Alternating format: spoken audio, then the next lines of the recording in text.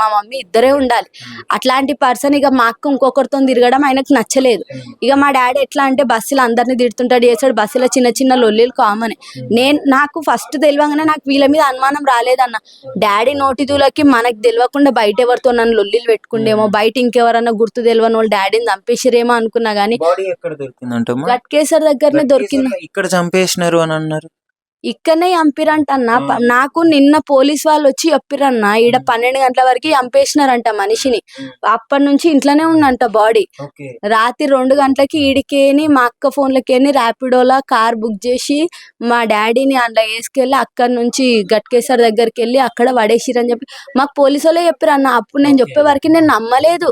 అంటే వీళ్ళు ఇంత క్రూరంగా ఆయన చెప్పిండు, మీ డాడీని నీకు ఎట్లా చంపిరో తెలిస్తే నువ్వు అసలు ఇప్పుడే ఏడ్చిన దానికన్నా ఇంకా డబ్బల్ ఏడ్చు, అంత ఘోరంగా చెప్పలేరన్న. మీకు తెలుస్తుంది, ఇంకా తెలుస్తుంది, ముందు ముందు ఇంకా తెలుస్తుంది.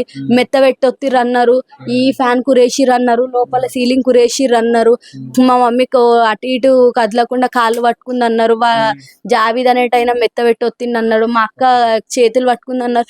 ఇవన్నీ నేను చెప్పినప్పుడు మీరు ఏమన్నా అనుకోండి అన్న. అంటే నేను సొంత చెల్లెనయ్యి నేను ఏ రోజు మన ఇట్లా అనుకోలేదన్న. కోపిష్టం తెలుసు కానీ మరి ఇంత దిగజారుతుందని నేను ఏ రోజు అనుకోలేదన్న.